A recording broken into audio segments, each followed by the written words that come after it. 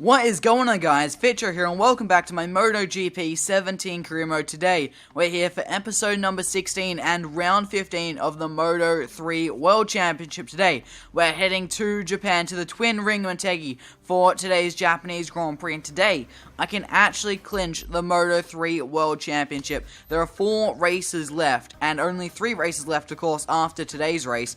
And the maximum amount of points you can score in a single race is 25. So times that by 3, you get 75 points. At the moment, the gap between me and Bulliger in second place is 62 points. So if I get 13 points more than he does this weekend here in Japan, I will be the Moto3 World Champion. Here we are at the Twin Ring Motegi for today's qualifying session as we start our first flying lap of the day down towards turn number 1 hard on the brakes. There's Livio Lloyd just getting in our way a little bit there on our first qualifying lap. That doesn't bother me too much. You know, the first qualifying lap I find is never the quickest. But we're through turn number 1, a tight hairpin there, as now we head down to turn number 2, yet again very hard on the brakes. We've got another bit of a hairpin. This one's, it's more technically 2 sort of 90-degree corners, but they're very close together. It almost forms sort of a big hairpin there, turns 2 and 3, but already 6/10ths down on this lap compared to the fastest lap of the day, which is a 201.8, is now through this tight right-hander. Another hairpin as we now head under the oval, of course, the Twin Ring Motegi, having 2 circuits, the road course, I guess you could call it, that we are on right now, and the oval. As now we head up to the S, down to second gear. I think it's probably the best through here. The second part is a lot tighter than the first, and sometimes you might just need to grab first gear, which I do through there. As now we head up to yet another hairpin. They really do like their hairpins here at Motegi. Is now out of that hairpin, we're heading up to yet another hairpin. We've got a short straight up to this next right-hander. This one's a real hairpin. You need to get a good exit off this one. It's very, very tight. You won't go for that late apex, because that sets up the run all the way down this long back straight. And just notice there is a bit of a grid here, and this always got me confused. Before I properly learnt this circuit, that always confused me, having 2 grids, 2 long straights with the grid. I always got myself lost on the track. But you know, I've learnt the track now down to just that heavy braking zone at the end of the straight. As now we head back under the oval and to the sort of pit complex area. This tricky last corner. It's probably my least favorite corner on the track. It's so difficult to get right through there. It wasn't the best line, but it wasn't too bad either. Up towards the start-finish line, it's going to be a 2:01.2, and it's actually the fastest lap we go. P number 1, do we, with that time 5/10ths quicker than the previous best at 2:01.2, and we are now sitting in first place, which really does surprise me considering the first half of the lap was really, really sketchy. So after all that, I didn't even need to set another lap time. After that first lap that you guys watched, I just paused, returned to the pit, skipped through the rest of the time, and we've come out on top with pole position by just under half a second back to Romano Fernando in second place. Then joining me and Fernando on the front row of the grid is Aaron Canet. Then you got Mia, Bulliger, and Jorge Martin on the second row, with John McPhee, Fabio Di Gianantonio, and our teammate on the third. It is race day here in Japan at the Twin Ring Motegi for today's Japanese Grand Prix. It looks like some very nice conditions to go racing here in Japan for the Grand Prix. We're starting out of pole position, and I think our pace is pretty good. We only got pole by half a second, but I didn't really try that hard in qualifying. I didn't even set a second lap. I just went with that first lap, which is usually a lot slower than my best. So it's going to be an interesting Grand Prix. Hopefully some of the other riders can keep up with us and give us a bit of a race today. Everything's ready for the race to start now. We're just waiting for those lights to go out. The riders will take these last few seconds to focus on the race ahead. Here we go. It is race time here in Japan as we get the bike into first gear. The revs rise, the lights come on, and it's lights out, and away we go. The Japanese Grand Prix is underway, and how has our start been? It's been okay, but Canet has got a good start from third place on the grid. Up my inside he goes, and Fernando follows him through as we switch back up the inside of Canet. Now we've got a run on Romano Fernando to his outside as we head down towards turn number 2 and back into the lead of this Japanese Grand Prix, but back hard on the brakes. There's always the opportunity for them to dive up the inside, which both of them do, as Antonelli has gone down, our teammate. That's what that crash was as well, having a look at that. Bulega has snuck up our inside there, and we've dropped down to 4th place. I think Jorge Martin is right behind us, possibly going to lunge up the inside here. Yes, he is, and Mia as well. They've both run it in a little bit deep, and we switch back on the pair of them back into 4th. Make that 3rd up the inside of Bulega as well through this fast right hand, and no, we can't quite make that move. Stick is now back onto the brakes as we head into the tricky S. Can we sneak up the inside here on Bulega? Possibly Canet is getting out very, very wide there. That could give Bulega a chance. Is now down to this hairpin. Up the inside, we're going to go up the inside of Bulega and Canet. A good move there and up into the lead of the race. Oh, Fabio Di Gianantonio has now gone down at the hairpin. 2 crashes early on in today's Grand Prix, is now onto the long back straight. We haven't got that much of a gap. It looks like Bulega and I think it was Canet battling it out just behind us over 2nd place. That could give us the chance to break away, but not if we run it in a bit deep into the hairpins. Those mistakes are really going to cost us, and I think we're going to lose a bit of ground through this corner. I really do hate this corner. Trying to get the line right to get the best exit there is so difficult. It's now up to the start-finish line to end lap number 1 of 10 here in Japan. We're still in 1st place. We've got Nicolo Bulega, our championship rival, just behind us. Oh, here comes Bulega up our inside. We just got a little bit wide through the first of those 2 90-degree corners there, and Bulega took the opportunity and took the lead of the race, but now down to this hairpin. We just need to close up on Nicolo Bulega. It's not that difficult to overtake here in Motegi. A lot of heavy braking zones and slow corners give us some great opportunities. We just need to keep in touch with Bulega through the S. Could we hopefully just gain a little bit of time on Bulega? We get the line wrong a little bit there, but that could give us a better exit possibly, or maybe not. Right on the back of Bulega. Can we try it up the inside here? No, we're not. We're just going to run it in a little bit deep, bring it back tight, because this sets up the run onto the back straight. A very nice exit. That alternate line has worked a treat there, and we breeze past Bulega and back into the lead of this Japanese Grand Prix just like that. But is he going to come back, as he has had slipstream for quite a while down this straight? We've got a heavy braking zone up the inside. Bulega goes. Is he going to make that stick? No, he is not. We go right around the outside. And I just want to apologize for my dogs barking, if you could hear that in the background. Not much I can do about them, as Bulega and myself are still going at it, and Bulega gets a very nice line through that final sort of chicane, and I stuffed it up. I knew I was going to do that at some stage in the race. Stuff up that last little bit really badly and really compromise my run. As long as I don't do it on the last lap, I shouldn't be in too much strife, but we have lost the lead to Bulega and actually lost a little bit of time to him. But if we look back, me and Bulega are making a bit of a break for it at the front of this Japanese Grand Prix.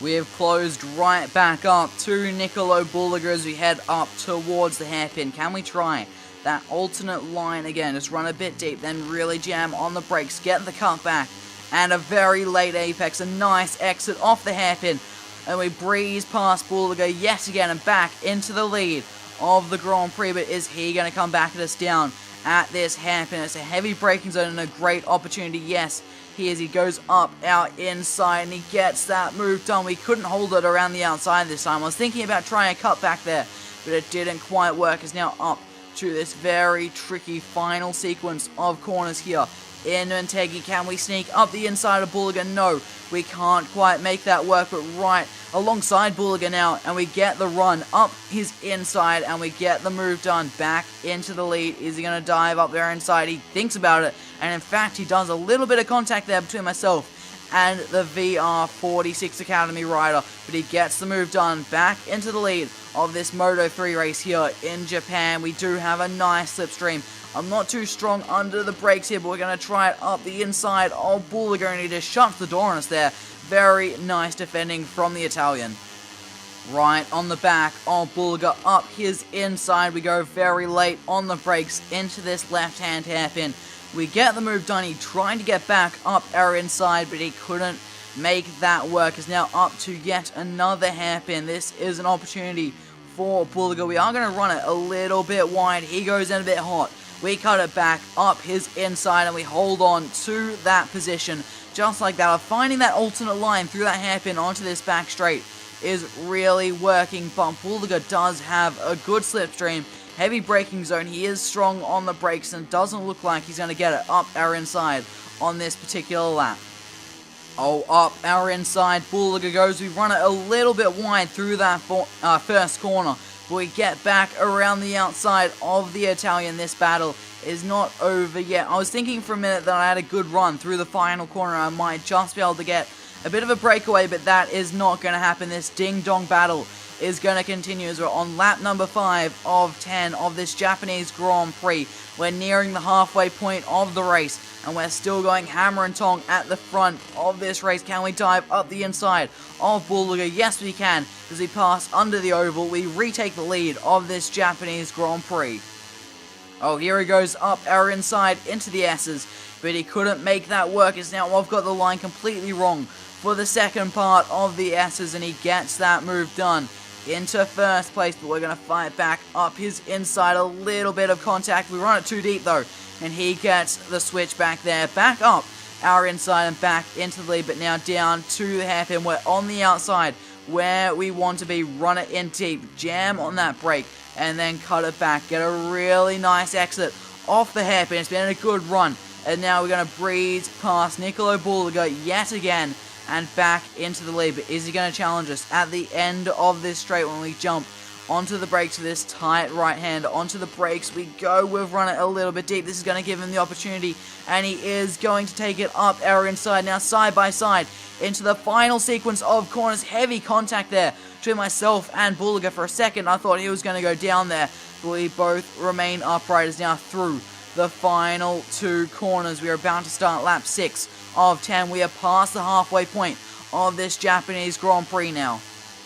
Oh, here he goes up our inside through this fast left-hander, and he can't make that work. We just had the speed around the outside, and we're able to hold on for now, but now hard on the brakes. He is right behind us. Every heavy braking zone, I'm expecting to see that black and blue VR46 bike come up our inside just like he did there. He's taken the lead. We're going to fight back immediately side by side through that very fast right-hander. He's got the inside line for the S. Can we go around the outside? Because it is going to turn to the inside for the second part. We get that move done. No, we don't. We run a little bit too hot, and he sneaks back up our inside. Some great racing here between myself and the young Italian. Is now we're going to take a bit of a different line through that hairpin. Try something a little bit different there. You really want to go for the late apexes around this track because there are so many very slow corners, and I'm going to do the same here at this hairpin yet again. I knew he was going to sneak up my inside there, so we might as well just run it that little bit deeper to get that cut back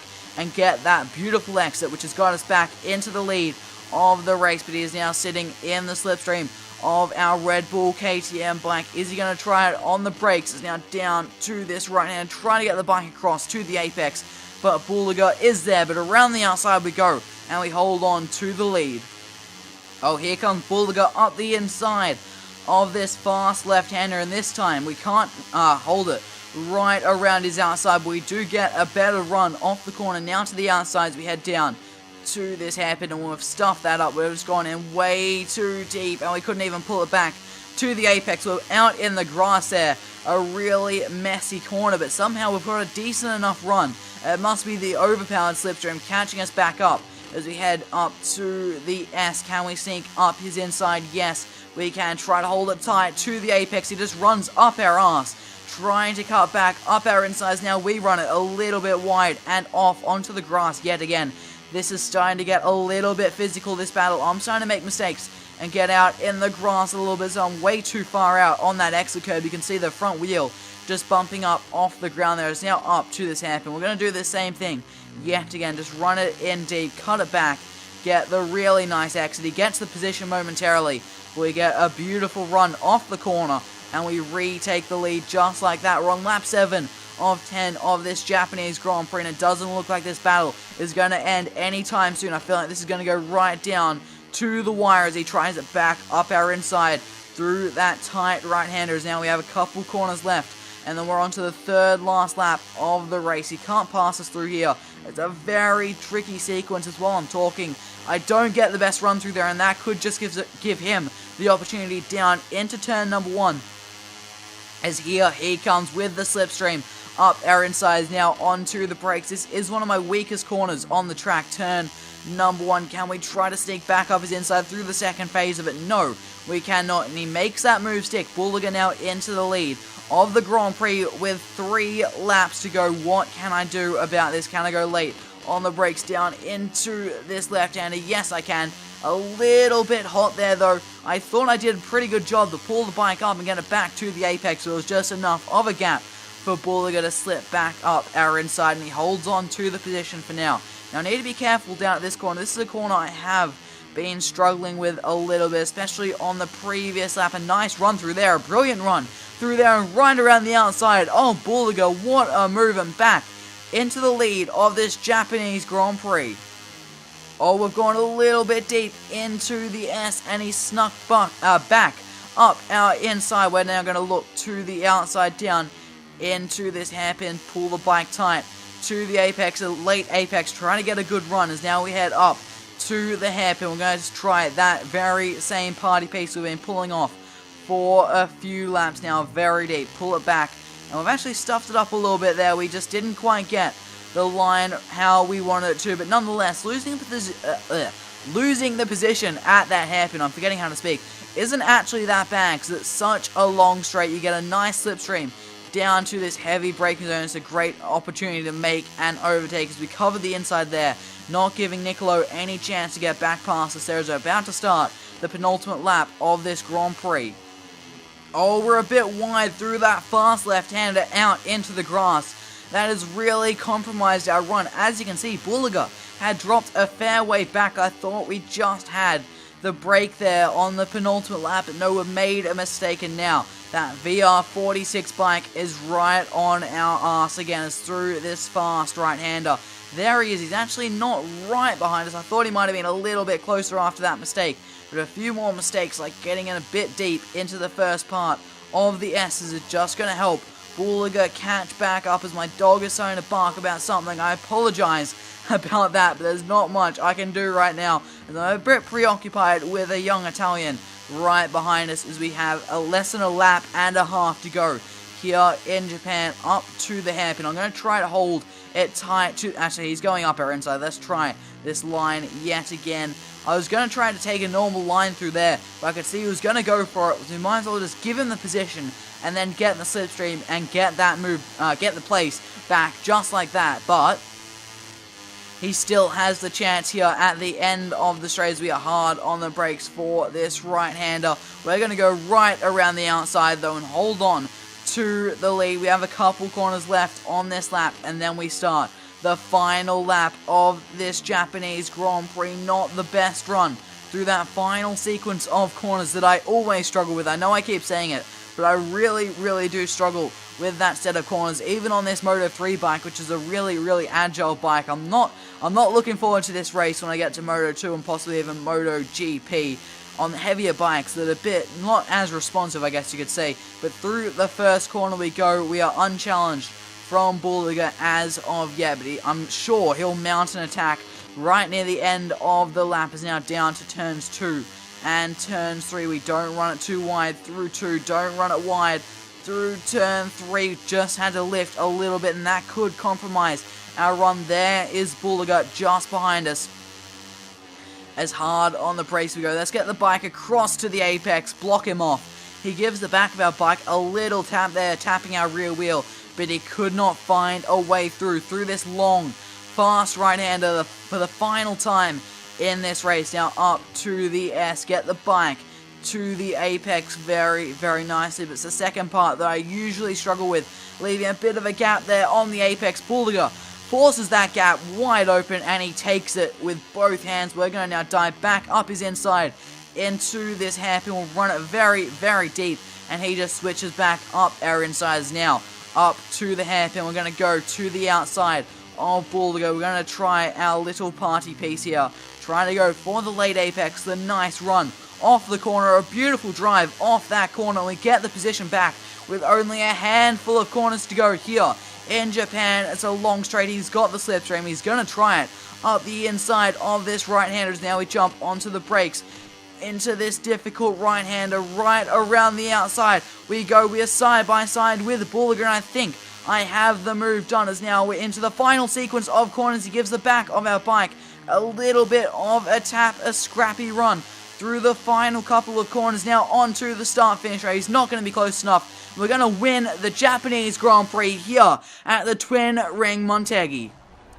Wow, what a race that was. An all-race battle there between myself and Nicolo Bulliger, the championship rivals, fighting it out at the front of the field. That is what you want to be seeing. But in the end, we came out on top, picking up yet another race victory in Moto3. Bulliger couldn't quite beat us and take some points away from us, and in the end we extend the margin even further. It's going to be about 60s, high 60s the margin, so it's not, we haven't won the title just yet, but in the next round in Australia, it should be pretty easy to win the title. The championship is almost done and dusted. Mathematically, it's still possible for Bulliger, but realistically, it's not going to happen. Joining me and Bulliger on the podium is the German Philipp Earl, a great result for him. Then you got me in 4th, Jorge Martin in 5th, Mir in 6th. Mir really hasn't been doing that well in the second half of this championship.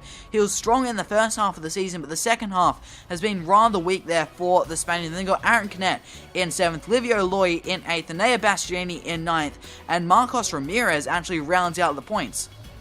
Like I was saying, in the championship fight, we have extended our lead even further. The margin is 67 points between myself and Bulliger. And after the next race, Bulliger is going to have to win, and I'm going to have to lose some serious points for Bulliger to keep this championship alive in Australia. And it's actually worked out quite nicely. It looks like there is a very real possibility of me winning my first ever World Championship, my Moto3 World Championship, at home in Australia at a legendary circuit, of course, Phillip Island. A great track. I've been there a few times in real life. Unfortunately, I haven't been there to watch the MotoGP. That is something I really want to do, but I have been down there, and it is an awesome track.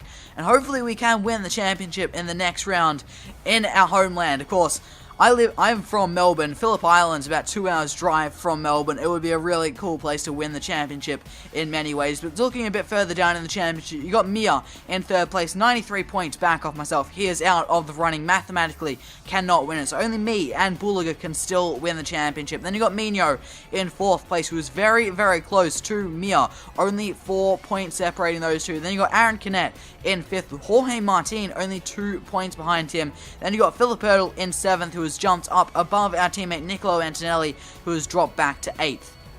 Mahindra have scored a point. Oh my god, I do not believe this. Mahindra have finally scored a point. They are now sitting in 3rd place ahead of Peugeot. 1 point to Mahindra, 0 points to Peugeot. It has taken like 15 rounds, but Mahindra finally have some points on the board. Unbelievable stuff, but that doesn't really matter. KTM is what matters, and we are sitting in first place. I'm forgetting how to speak here, with 361 points compared to Honda's 257. That is over 100 points separating ourselves and Honda, so I think we have pretty much won the Constructors' Championship now. I'm fairly sure we have, and Mahindra is now sitting quite comfortably in 3rd place, considering it's taken 15 rounds for one of those two teams to score points. I highly doubt Peugeot is just going to come out and score a point and jump ahead of Mahindra.